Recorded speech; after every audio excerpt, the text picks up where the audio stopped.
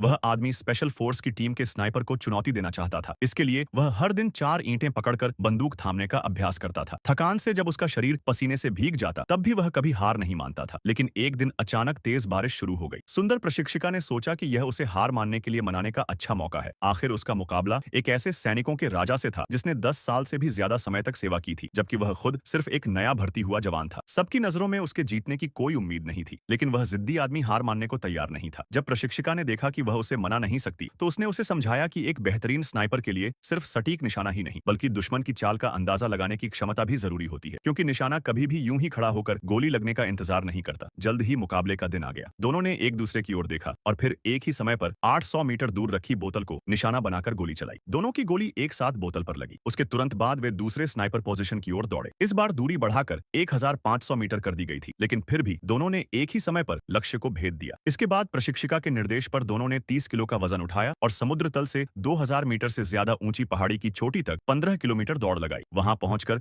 उन्हें 2 किलोमीटर दूर रखे लक्ष्य पर गोली चलानी थी, लेकिन उनकी स्नाइपर राइफल की प्रभावी दूरी केवल 1500 मीटर थी। 2 किलोमीटर दूर निशाना लगाने के लिए उन्हें गोली के प्रवलय पैराबोला की बिल्कुल सटीक गणना करनी थी। उसी समय तेज बारिश हो रही थी और पहाड़ पर दिखाई भी बहुत कम दे रहा था। दोनों स्पॉटर ने सुझाव दिया कि इस शॉट को रद्द कर देना चाहिए, लेकिन सैनिकों का राजा गर्व के साथ निशाना साधे रहा। काफी देर तक सोचने के बाद उसने आखिरकार मुकाबला छोड़ दिया। दूसरी तरफ वह आदमी लगातार अपने स्कोप को एडजस्ट करता रहा। अचानक उसे प्रशिक्षिका की सिखाई बात याद आ गई। अपने दिमाग में सारी गणनाएं पूरी करने के बाद उसने बिना हिचक ट्रिगर दबा दिया। सबके हैरान रह जाने के बीच उसकी गोली चमत्कार की तरह सीधे लक्ष्य पर जा लगी। सैनिकों का राजा यह देखकर स्तब्ध रह गया और अपनी आंखों पर विश्वास नहीं कर पाया। वहीं प्रशिक्षिका संतोष भरी मुस्कान के साथ सब देख रही थी। कुछ ही समय बाद स्पेशल फोर्स टीम को अपनी पहली असली युद्ध अभ्यास मिशन का सामना करना पड़ा। उनका मिशन था एक आतंकवादी अड्डे पर हमला करना और बंधकों को बचाना। लेकिन जैसे ही वे उतरने की तैयारी कर रहे थे, आतंकवादियों ने उन्हें देख लिया। उतरते समय ही उन्हें जवाबी हमला करना पड़ा। हालांकि उन्होंने जल्दी ही दुश्मनों को पीछे हटा दिया, लेकिन उस आदमी को लगा कि कुछ गड़बड़ है। रास्ते में उसने चुपके से एक बम लगा दिया। प्रशिक्षिका की अगुवाई में वे जल्द ही उस जगह पहुंच गए